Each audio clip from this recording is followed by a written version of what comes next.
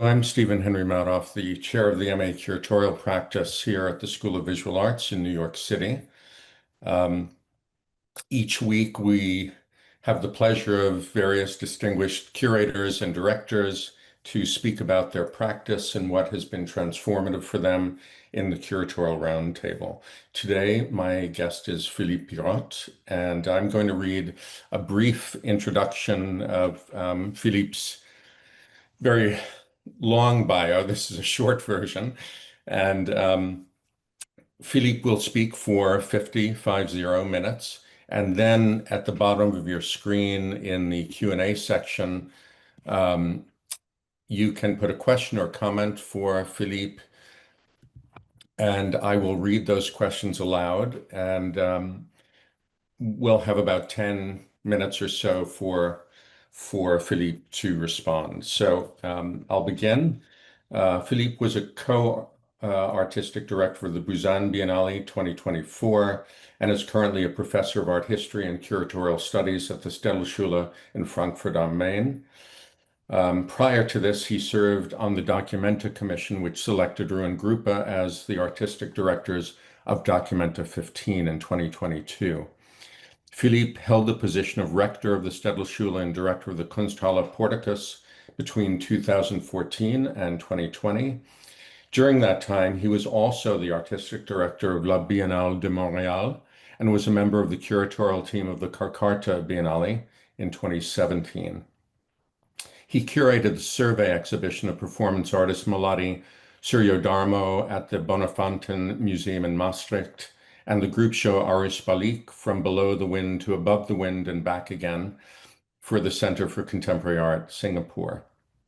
As a regular lecturer, he presented at the International Forum Tense Switching Non-Aligned Movement, Third Worldism and Asian Art, the symposium Postcolonial Perspectives from the South, and the conference considering Monoculture. Philippe co-founded the Antwerp Contemporary Art Center Objectif, and from 2005 to 2011, he served as the director of Kunsthalle Bern in Switzerland. Philippe, I don't know why your hair is not grayer than it is.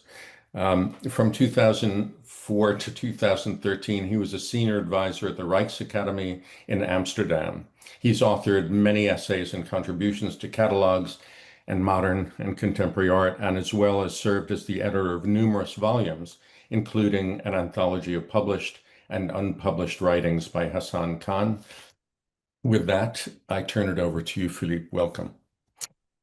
Thank you very, very much, Stephen. I appreciate the invitation enormously, and thanks for organizing this, and also thanks to your team for setting up the technical requirements for all this. So, yeah, thanks. Your prompt, in fact, made me reflect a little bit back on what it meant to do what I do and to participate still in this crazy madhouse, which is the art world. And it's kind of interesting because you asked me like to first tell you and the audience why I do this.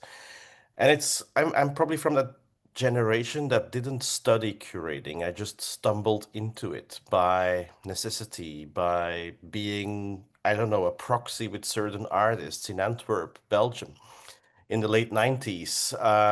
And yeah, you start to do things. So I think we first did a show called Studio Champ d'Action, and it was related to music ensemble that kind of like wanted their studio where they did their rehearsals to be an open space, which also included visual and performative elements from other domains than, let's say, avant-garde classical music. And that's how I started.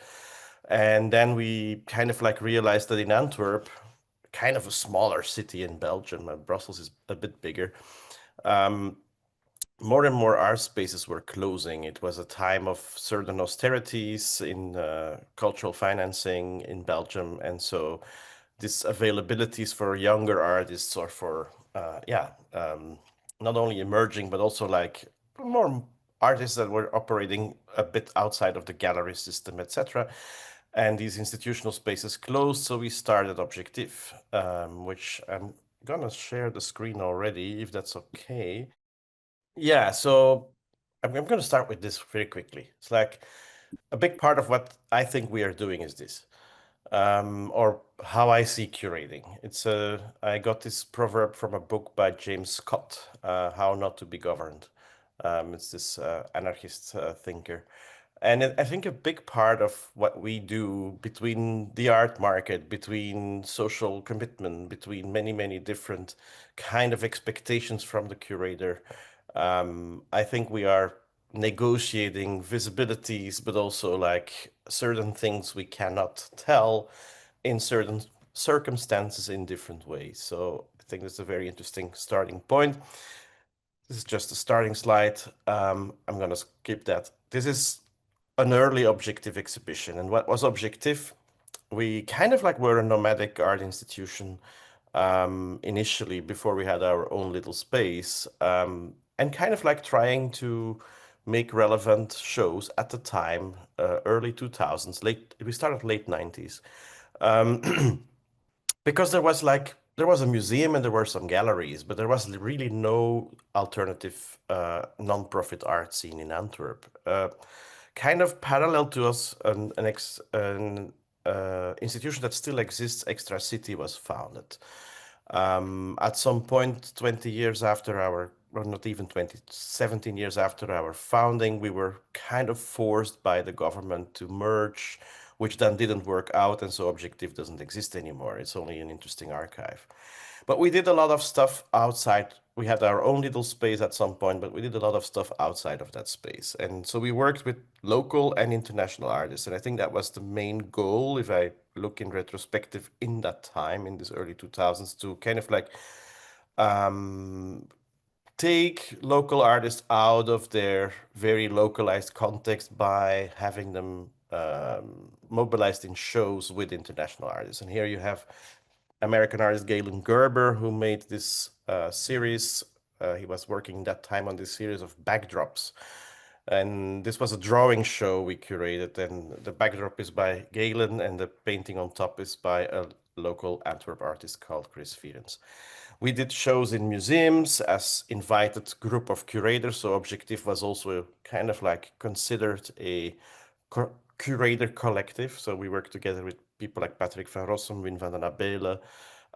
They have all like different careers now, and did this big show in the Antwerp Open Air Museum, produced a lot of new pieces. And then afterwards, I went to Kunsthalle Bern. I don't have pictures from that. I'm going to skip a lot because I wanted to talk about what Steven asked, what are transformative projects in your career? And I want to go quickly to some earlier, or I mean, some closer, more recent works I did. But why did I stumble into curating? Maybe, yeah, out of necessity, out of a need in Antwerp, out of a certain urgency in Antwerp. And then I moved quickly to Switzerland. I'm gonna skip that part, and then afterwards, I also worked in the US briefly at the UC Berkeley Art Museum and a film archive, and I worked at Portikus Frankfurt, connected to the Städelschule.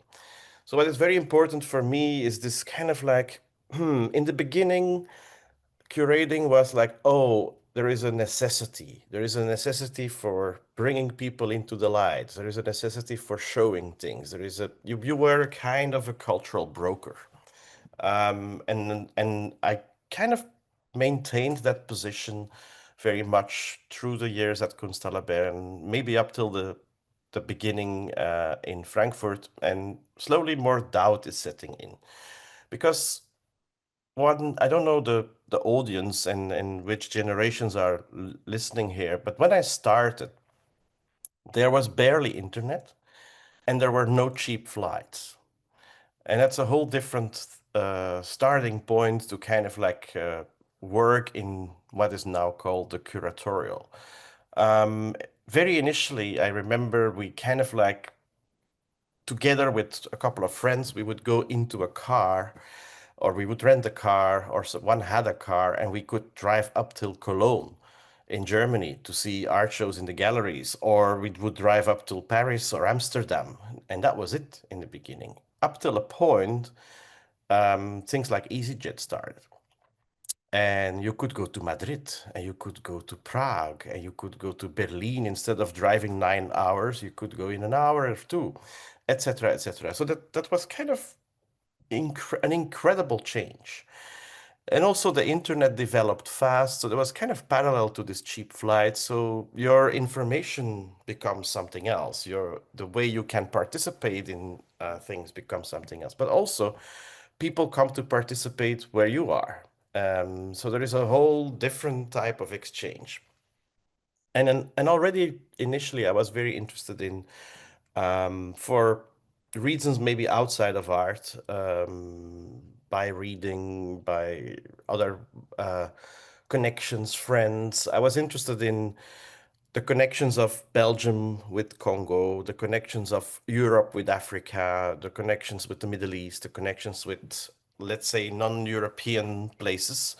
And so as soon as I could, I started to kind of try to travel and move around and put doubts on our aesthetic frameworks or curatorial frameworks or institutional frameworks that we would kind of like use in the European context.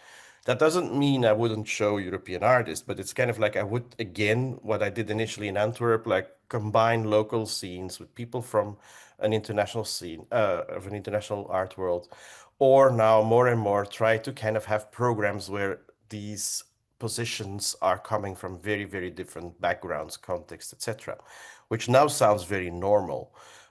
In the late 90s, early 2000s, that was kind of like rather special. I mean, most of the programs were very Eurocentric.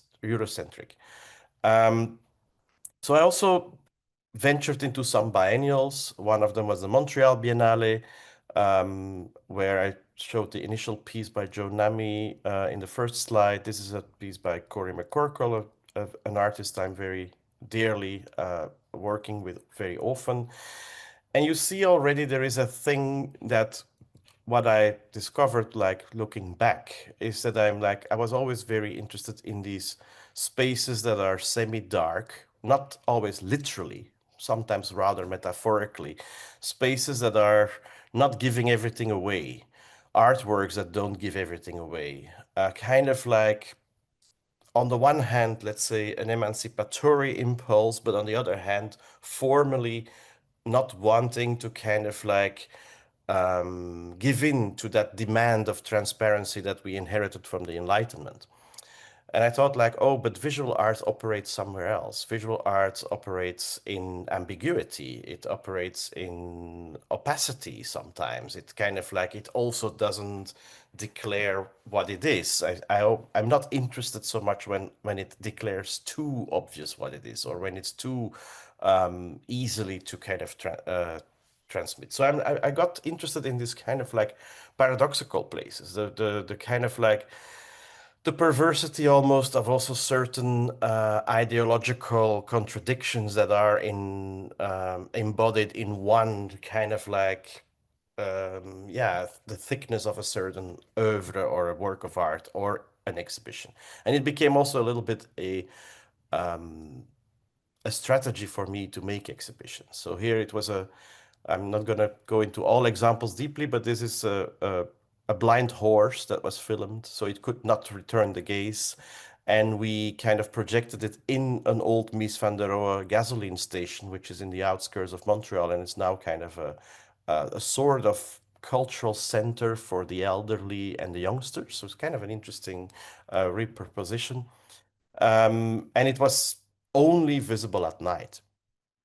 So it was also not kind of like for this typical tourist audiences that are going around to see and tick all the boxes what is to be seen at this Biennale. This was only happening at night.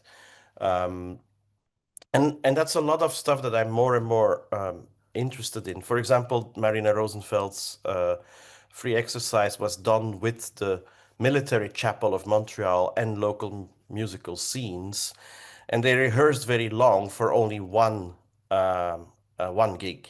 And it's also this thing, you have to be there or you miss it. And a lot of yeah, I was more and more like trying to escape ideas of how art is kind of like in a more managerial way, in a more spectacular experience economy way, mobilized as something to consume, trying to kind of like doing things that would escape that. Jakarta Biennale in Indonesia. Here we have a site-specific installation that was dealing with a pest that was kind of like deliberately put into the rivers by former dictator Suharto. And at the same time, you have a look here at the opening ceremony, which was done by a a very much oppressed community of transgender priests in Sulawesi who came to kind of like ritually open the grounds of our biennial. Another piece with in Singapore, and this has this wonderful weird title, From Below the Wind to Above the Wind and Back Again, and it was about the maritime trades in the time of the Majapahit, which is, let's say, from the 8th till the 14th century. It was this, what we would call an empire, but in the Southeast Asian history, it is more, let's say, a influence topography from Angkor to Borobudur. It's a Hindu-Buddhist kind of like connection that was very, we would say, powerful, and they kind of like run the seas because they knew how to navigate the monsoons.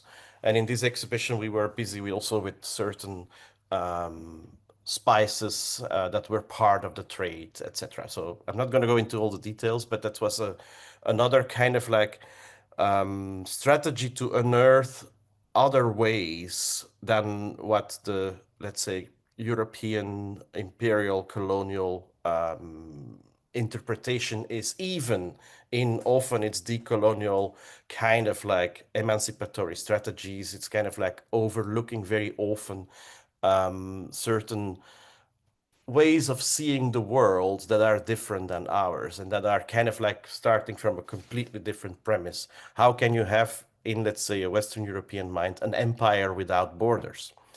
An empire where you don't defend borders, but where you operate in a very, very different way through influence centers. And that's what Majapahit was. I worked with many artists also on solo shows before I come then finally to the two big projects I want to talk about here. Hassan Khan, with whom I also edited this book you mentioned, Steven. This was solo show in Frankfurt. Hassan is an artist from Egypt that I could also hire as professor at Städelschule, which was at that moment in Germany quite a big thing. There were not that many, let's say, there were international faculties, but not many, like including people from the global south.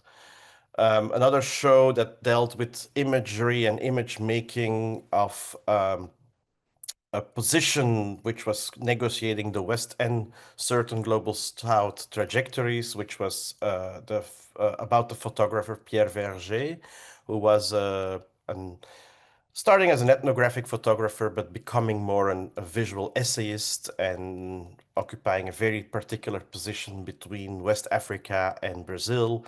And we staged his one series of photographs he made in Suriname in Portikus in a collaboration with Willem de Rooij. And then finally, we're here at the two projects I want to talk about. One is the last Biennale that I curated and together with Vera May and Susie Park. One of the things I also, which is important for me, I guess, in curating, is to try to do it not alone. I'm talking here on my own, but I'm never working alone. It's from Objectif. We were three people. We also have this kind of attitude as much as possible, what in Indonesian we call turba. It's like we don't just curate, we also clean the spaces. We are doing all the jobs or trying to participate in all the jobs, which is sometimes very complicated if you want to do that when you are working with a Biennale structure where the work is so extremely distributed that there are certain elements you're not even allowed to touch. This is part of the communication department. This is part of the outreach department. And you have that also in, let's say, big museums. When I worked for the UC Berkeley Art Museum, it was also like you are content provider. We don't pay you for all the other things. The other things are done by other people. And I think that's something to, maybe we can use that in the discussion. I think that's something to be very critical about, because that meant that you come into these negotiations, for example, for the visual image that was kind of like used for this Biennale.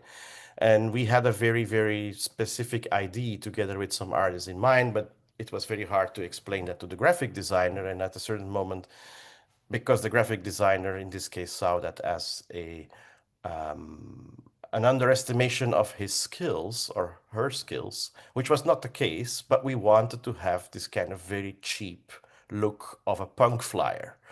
And we then also said, well, then we're also going to make it like a cheap punk flyer. We're not going to over design this thing, like in order to imitate a punk flyer. We're going to use the strategies that were used in when we were like doing these things, and that was, of course, like, why do we need a graphic designer then? And why do we pay the graphic designer so much for visual identity, blah, blah, blah. These kind of discussions. And that's something I can come back later to. So we were calling the Biennale Seeing in the Dark, which is a paradox, of course, and it's the paradox that more and more informs personally, but also some of the people I like to work with, our exhibition making, which is kind of like, our job is a contradiction. We bring things in the light. We constantly unearth new things. It goes from archives to forgotten positions to people that are so-called undiscovered. It's a more and more and more and more a mapping of what can be considered as part of that cultural industry complex, which is the exhibition machinery in the world. And so over the years, after an initial attitude more as a cultural broker, completely participating in that, over the years, I became more and more suspicious about that. So I'm more and more like interested in how do we really have to reveal everything? Do we really have to show everything? And why I'm doubting that there's a political reason for it. And I can give you an example out of another world, the world of, let's say, area studies, in other domains, sometimes called anthropology or ethnography, and there is this very famous case of, I think it's Cornell University, that kind of like educated all these specialists of Southeast Asia. And some came originally from other jobs, be it in the military or in non-governmental organization, had experience in countries like Cambodia, Thailand, Vietnam, Indonesia, etc. And so they became the specialists, the anthropologists, the people on kind of like speaking the languages. They published a lot of, let's say, area study material, and that paradox is still alive. But in that sense, they also indirectly, they were, of course, paid by the American government in order to create information and data about these places. Information and data, which is extremely useful when you're gonna conduct a war over there, or when you're gonna kind of like do certain trade and business, etc. So very early on, indigenous groups have kind of like challenged that, or have kind of like mobilized imagined stories to give to the ethnographer, or so there is a. And I thought, like, oh, it's interesting. We curators, we kind of do the same, and we sometimes, and certainly lately, with, let's say, a global spread of all forms of censorship, maybe we have to start thinking about sharing knowledge in a different way. And we can maybe still use the kind of embodiment of an art exhibition, but kind of like mess with the transparency that was a fashion of the 90s. This whole idea of like the documentary impulse that was kind of like going to tell truth about certain things.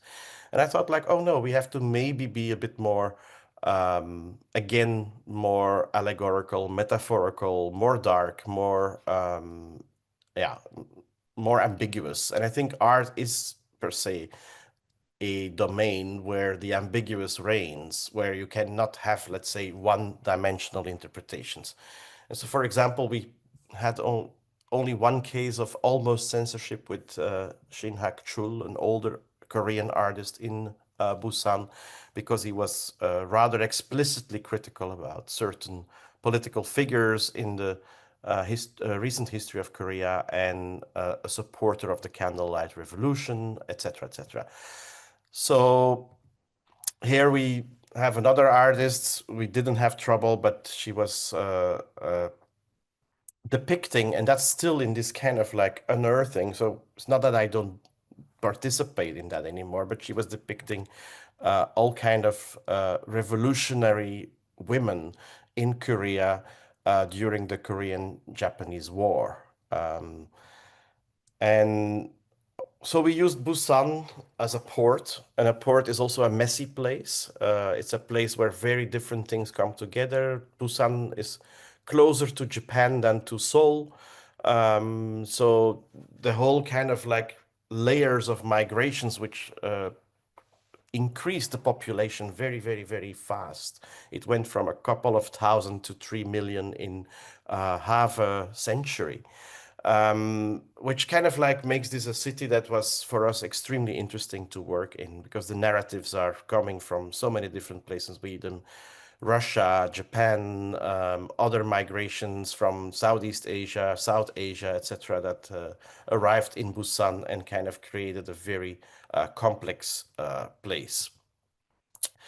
I show pictures as background. I'm not going to explain everything. This is by American musician and artist Douglas Ewert, who worked with local martial arts groups. This is by Joe Nami again, a sound artist. He was organizing a redoing of a very early radio broadcast with Marconi loudspeakers, which was also later shown at Sharjah Biennale.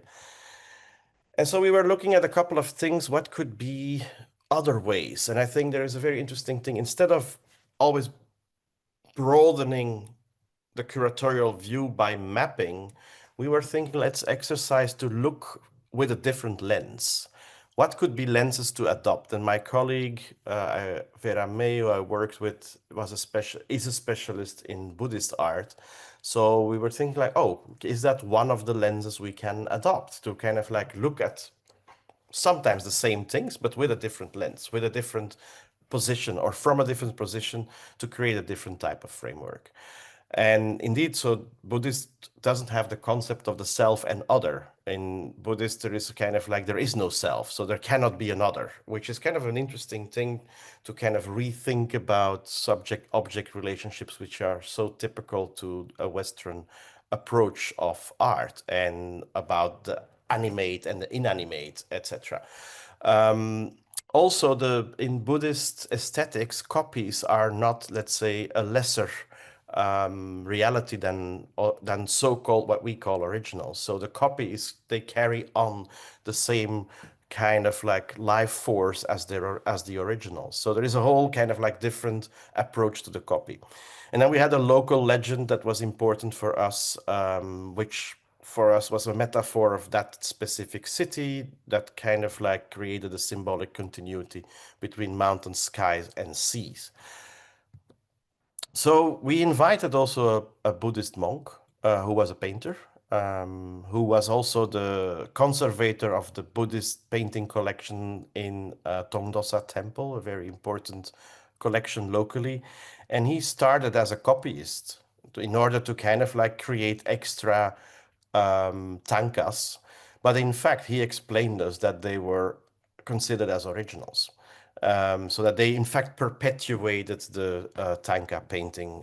But for us, he did some different things too. He showed on the left here, you see a literal copy, which is a hyper-realistic copy that also shows the cracks of the original. So there is kind of again, a problematizing of the idea of the copy. He shows that it's a copy, but at the same time, in Buddhist tradition, the copy has the same power as the original. And then he made new ones, inventions, which you see in the back. These are very long, 10-meter high. It was a very high place in the museum, 10-meter high tankas, in which he kind of like invented new iconographies and invented new, I mean, partly based on tradition, but he kind of added his own elements to it, which is also strange, though they are within the iconography considered as perpetuations of, on the one hand, the bodhisattva in the drop, and on the other hand, like a reach out to other religions. And this kind of like Buddhist thing was an extra element. This is a connection to the other shows that I want to talk about, but that originally got canceled. Here we commissioned pagoda paintings from painters, from Cambodia, to reinterpret pagoda paintings from the 1950s. And as you might know or not know, pagodas in Cambodia and in Thailand, their paintings, their frescoes inside, they are not kept permanently or as originals forever, like what we do in our Christian churches, like with Michelangelo and Raphael and Botticelli, etc. So every now and then, these murals are repainted, and there is a very interesting type of prism in Buddhist culture that the scenes from the life of the Buddha always have or always are depicted in relation to actuality. And so we found for our other project, and I'll explain that later, paintings on documents of 1955 in which the Asia-Africa Conference in Bandung, Indonesia, the beginning of the non-aligned movement, was depicted in scenes of the Buddha. And so we asked these pagoda painters to kind of like reinterpret it for the exhibition we were going to curate in Martin Gropiusbau in Berlin. And so they kind of like mixed many different times. It was a reflection on 1955, the examples they had, but also a reflection again on the scenes of the life of the Buddha, and let's say elements of today that were brought into that reflection. So it became a very complex. And in the left, you can see some of the symbolic commissioners were painted: Karl Marx, a Black Panther, Einstein, a Cambodian freedom fighter, lady, David Graeber, and Willy Münzenberg. So it's kind of like it plays with tons of temporalities. Anyway, I'll show you quickly some other views on the Busan Biennale. This is also a piece that is considered Buddhist. One is many, many is one. In fact, this is a scroll that is drilled once, but if you unroll it, it kind of like creates this this kind of like rhythm of holes. This is creating stupas with China by an artist coming from India. And then we had another perspective, and that was the perspective that we kind of like were very fascinated by through David Graeber, posthumous work, Pirate Enlightenment. And we were thinking about pirates as counter-narrative, and not kind of like in a romantic way like it was done in the 90s. We were, of course, reading in the 90s Hakim Bey and his book on pirates. But what was interesting for us is this kind of like, we live in a world almost all over the globe. In countries, we are constantly, progressively, all of us, we are criminalized. We always do something wrong. There is always something that, so there is a kind of like, at a certain moment, there is a global solidarity of the decriminalized. And there is an interesting Turkish author that wrote about this, like, we are all criminals, because more and more governments install rules and surveillance mechanisms to which we can, in fact, almost not escape in a logical way anymore without being criminalized. And in that sense, the pirate becomes also a metaphor. And what was interesting in thinking about the pirates, and there were a lot of pirates also in the sea between China, Japan, and Korea, and Busan had a history with that, which was in Busan still very taboo. But there is not a lot of knowledge about pirates, and that was what interested us. And why is that? Because they didn't want to be part of the archive. It would kind of like expose them and make them vulnerable. So they would kind of like create rumors. They would, the fact that they would be dangerous and killing marauders, etc., might be gossip that they spread in the world in order to have their communities led in peace. So there is this kind of history of the pirates. It's very, very hard to write. It's all speculation because they were hiding their history. And that was something that interested us enormously. This idea like, oh, instead of like showing everything, instead of telling everything, it's kind of like hiding to keep a community and its culture to survive.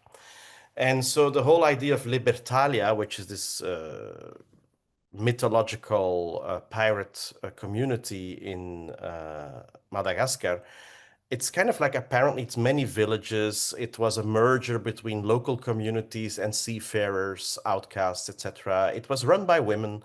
The Betsi Meseraka, which was a kind of indigenous group that kind of mingled with the pirates, etc. And so that was something that interested us a lot as another metaphor. So some artists kind of like worked around that prompt. This is by Nathalie Mouchamat, who worked around Enrique de Malaca, who was in fact the first person to circumvent the world. He was the slave or the enslaved person by Magellan, and Magellan died before he could circumvent the world. Then we had, of course, all these pirated films. We had a videotheque with pirated films in a cruise ship. We could convince a cruise ship that was doing the back and forth between Busan and Okoyama in Japan to be a venue for our biennial. So we kind of like and this was for the passengers. We gave them a video library. Also decoration in the cruise ship. This is by Golrokh Nafizi, an Iranian artist who was making a work around how whales became extracted also for many different oil and other stuff they produced, and how that kind of like led to the whale fairing, which is big in Korea and Japan. Then we had Taring Padi, the ones that suffered so much from censorship in Kassel, who were doing workshops with the local communities. That was kind of very interesting how popular these workshops were with the Korean and Busan audiences. And then we were thinking, of course, these shows, they happen often in institutions and museums, but these museums, are they the right places to do this? And of course, there is how to reinvent them. And if you are the temporary guest during a biennial, you cannot reinvent a lot. That's where I think the lesson of Documenta was so important for us, the last Documenta, so to say, because the whole idea of Documenta 15 and Lumbung 1 was not to come with a concept, but to change the structure, to change the way of working. And when you have this kind of like long preparation possibility of 4 or 5 years, you can start to work on the institutional structure. So your institutional critique is not just metaphorical in art, but can be, but we can talk about that later also in the Q&A. For a biennial, you have 13 months. You cannot change much in the structure. So it becomes what I called in the time a desperate, like in sense of desperation, allegory of something you would want to change. But I think I try not to be naive in my work. So a lot of the work I do now, and I don't mind, but it's this kind of desperate allegory about how to think things, the world, visual culture, representation differently. And what for us was also important, certainly in relation to Buddhist, but also Islamic traditions with whom we work together, colleagues from Islamic traditions, etc. It's like museums are visualizing machines, but how can you show the invisible?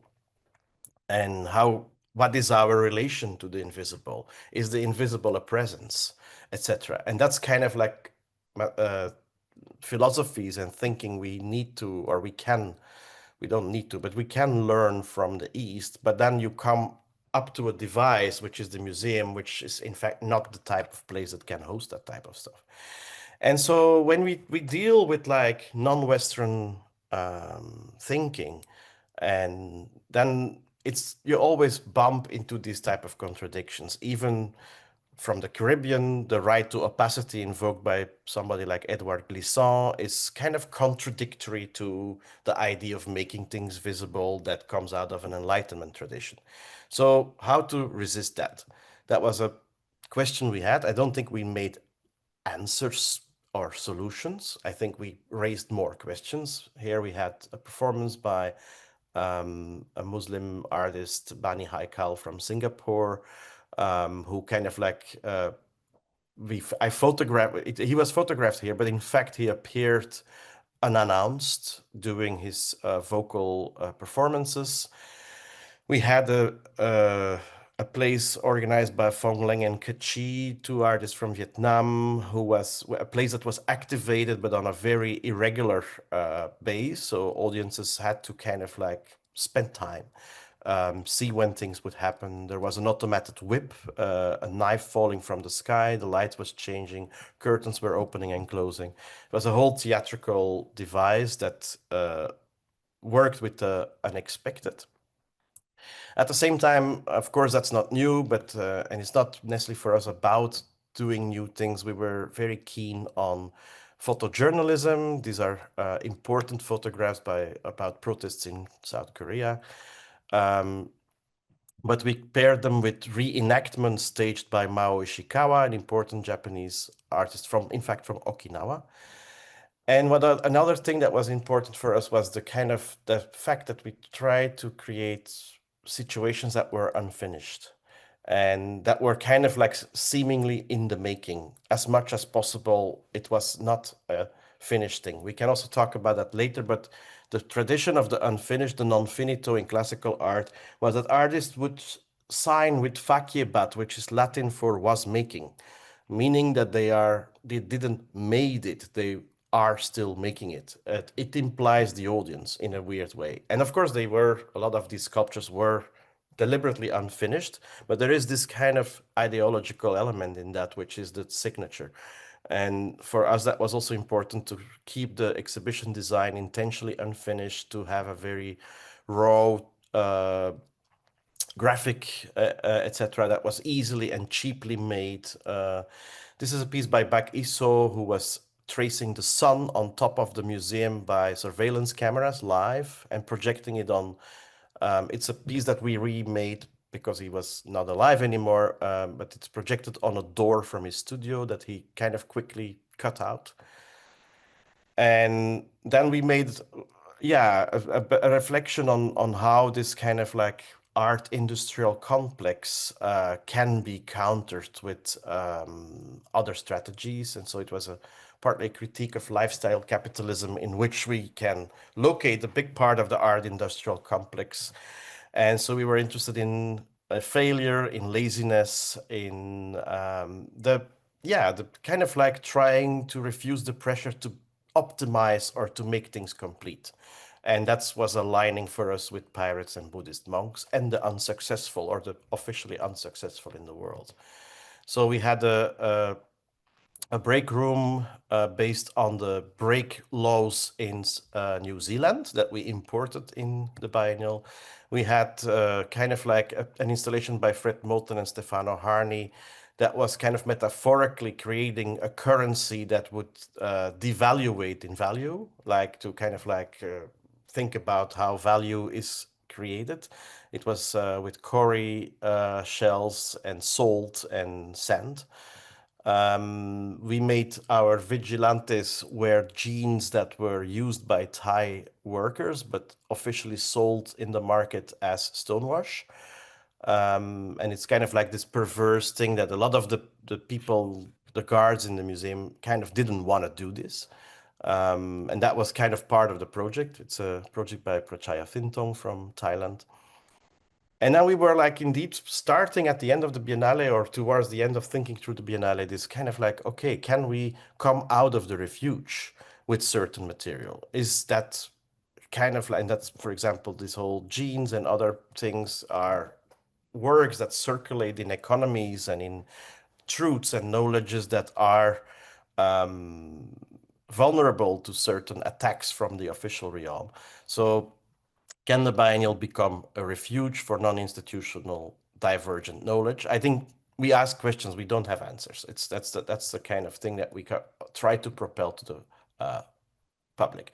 And then I'm going to talk about the other project, which is after a cancellation. So it was a show with historical material called Spectres of Bandung, a Political Imagination of Asia Africa. It was supposed to happen in Gropiusbau in Berlin, but in Germany 3 years ago already, maybe longer, 5 years ago. Certain subject matter is very sensitive, certainly when it deals with post-colonial discourses. And so I'm losing time here. I'm afraid I'm at the end of a thing, but I'm going to go quick, very, very quickly. So these shows are now going to happen in different versions in other places. I run a little bit. It's a show with historical material, so it's very different from a biennial with contemporary art. More and more, I'm, as a curator, also looking into historical stuff. We were trying to mobilize works from the 1920s till the 1960s for this exhibition, but from the Bandung geography.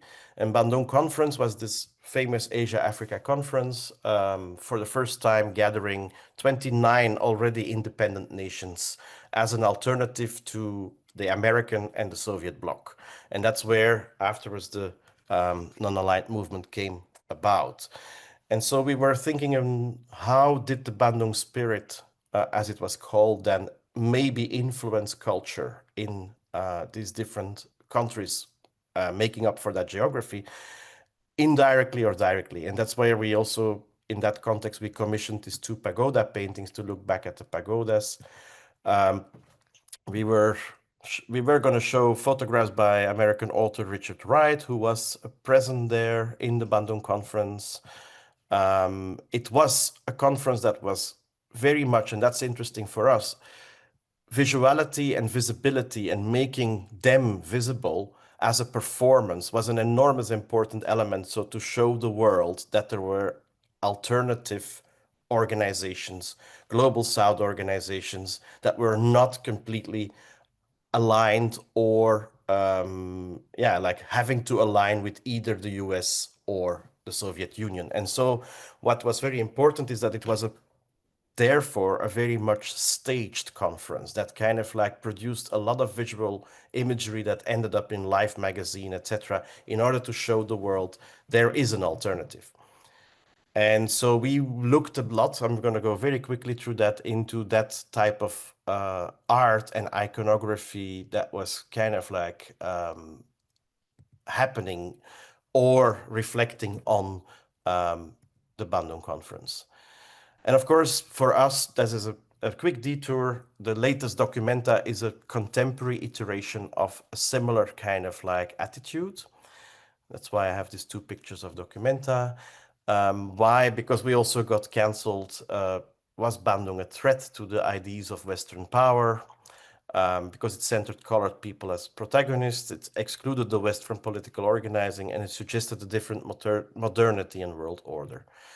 There's a lot of art. This is the making of the Suez Canal by Abdelhazi El Gadar from Egypt. These are works made for Kwame Nkrumah, the first president of independent Ghana, by Kofi Antubam, a very important modernist sculptor from Ghana. The Tanatofanis by Onkawara are made in 1955, and I'm writing an article about them now because what is very interesting is that they all depict only Asian and African people. And they are made in the same year as the Asia-Africa conference. So I'm trying to find if there is a link or an awareness. And so, yeah, the cultural and artistic resonance of the conference into projects like the Festival of Black Arts in Dakar and in Lagos, works by Ramkinkar Bai, who was a professor at Santiniketan, a school founded by Rabindranath Tagore, where a lot of artists from Southeast Asia came to study. So there was an exchange in the 40s, 50s in South Asia with Southeast Asia. Lotus magazine is a writers magazine, the Afro-Asian writers magazine that started also in that time. They also made their own conferences. So there's also a lot of visuals Of course, it creates a political imagination, and that's a term by Partha Chatterjee, which is kind of like more complex than just like political and imagination. The political imagination is really like something that can mobilize communities or groups to afterwards work towards changing politics. You first create also a political imagination. And this is done by many artists of the time. Here we address the question of Papua, which was a problem within the Bandung spirit. Of course, here I talk about the cancellation. What is interesting for us, and that's what we're going to do in Amsterdam next year, is to talk about the second Asia-Africa conference that was bound to happen in Algiers in 1965 and was cancelled. And I think we're going to use that as a metaphor to think about this whole, how do you say it, like this whole almost pandemic of cancellings that are happening in the world for different reasons on cultural projects. A little bit more works from the time, and then I will finish. And yeah. So these are these original pagoda paintings on which the other ones are based. It's nice to quickly show that with different leaders from the time present in the cremation of the Buddha scene. And so the show was, yeah, mostly trying to, and that's why we worked. I didn't work alone on this. And again, very important, part of a group of 8 curators from very different regions in the world to unearth and think about, yeah, how was the Bandung conference kind of having an imprint on cultural life in the different countries that were part of it. And the period from Bandung Conference till 1965, where the second Asia-Africa conference should have happened, but failed. And that was a period, in fact, of a lot of hope for the Global South that kind of like got suppressed by the Cold War again. I'll finish here because otherwise we don't have time for questions. Okay. It's fast. Thanks. Yes, yeah. There are a couple of questions. Thanks so much for the presentation. So we'll just jump right in. An anonymous attendee writes, would it be that grounding exhibitions in Buddhist concepts be a risk to fall into the same European and Western fascination with South Asian culture that only perpetuates Western cultural stereotypes about the East, for example, about visible and invisible, and prevent us from dealing with the real socio-political challenges? Shall I answer immediately this Yeah, before? yeah. An amazing question, and I think you're right. But I have a couple of things to unpack around it. One, if you consider it comes from me as a European, yes. In this context, I was working with a Buddhist colleague who is, of course, very interested in kind of like mobilizing that framework, or I mean, it's not a fixed framework, but that kind of like perspective on things. But of course, there is a risk when it is then again happening in a museum, which is kind of like an old Western institution, that we can perpetuate certain stereotypes. I would think I would answer with a almost structuralist answer that it is yes and no at the same time. I think that's also part of the paradoxes of curating, is that we work in the domain of what somebody like Derrida would have called the parergon, like it's inside and outside at the same time. It's exactly that border where if it's working good and well, if we succeed in the way to present things, that it has that risk, yes, and it embodies that risk, but it's also aware of that risk. So there is in that sense a self-reflection.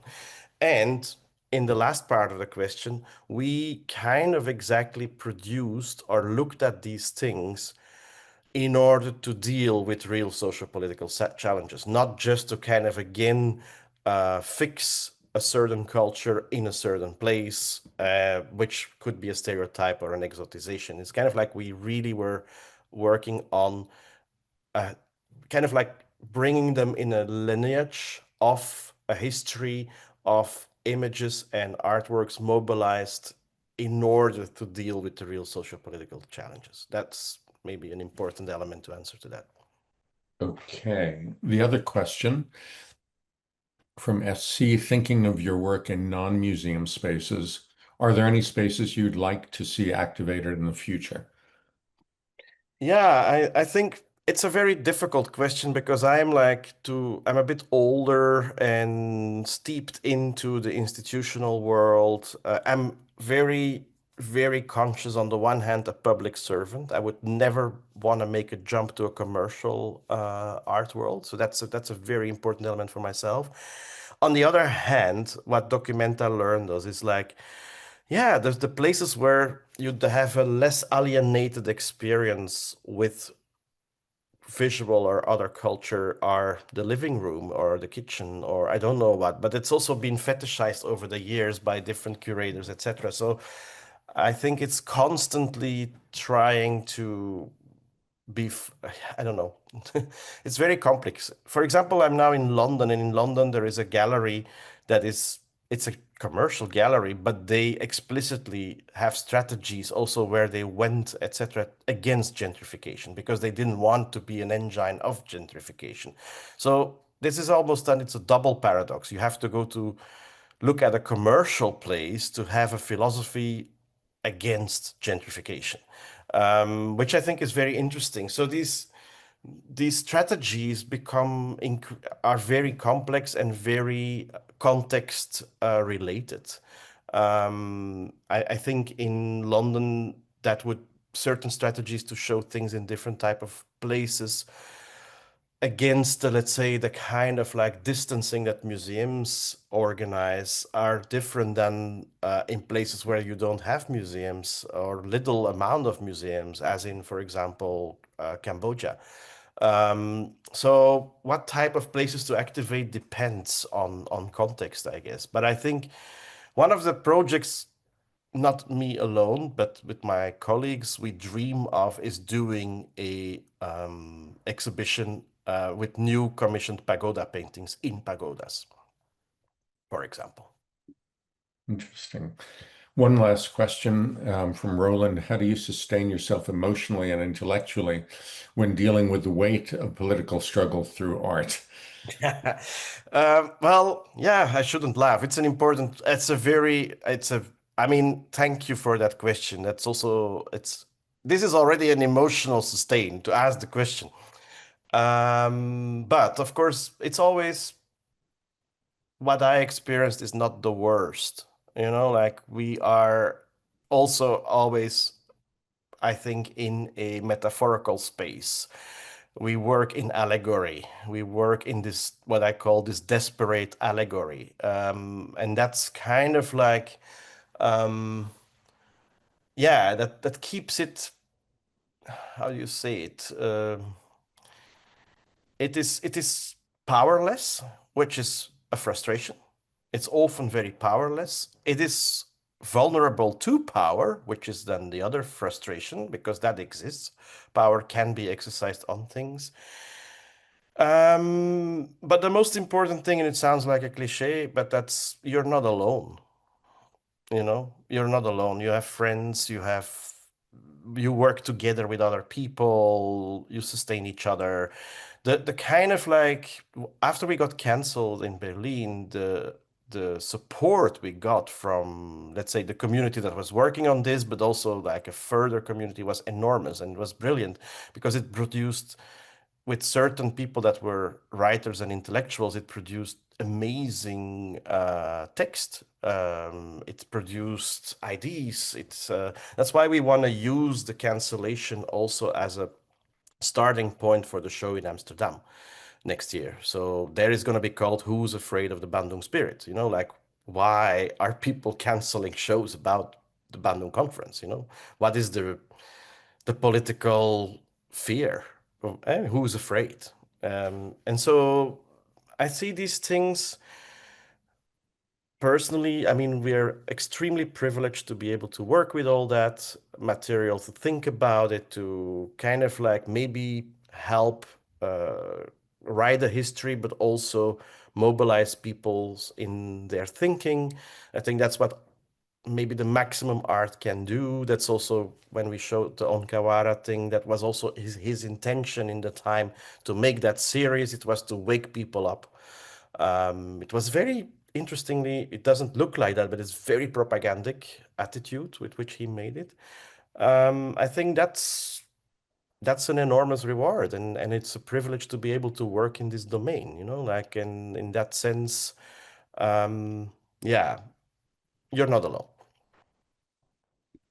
Okay, with that note, that hopeful note, thank you so much, Philippe. We'll go to the special session with the students next week. For everyone in the audience, we're going to do a different roundtable where we're bringing together. I'll be in Riga, Latvia, with Slavs and Tatars who have curated survival kit there, and so it will be with that art collective and Solvita Kriz from the Latvian Museum of Contemporary Art. So join me next week. And Philippe, thank you so much. Thank you very much.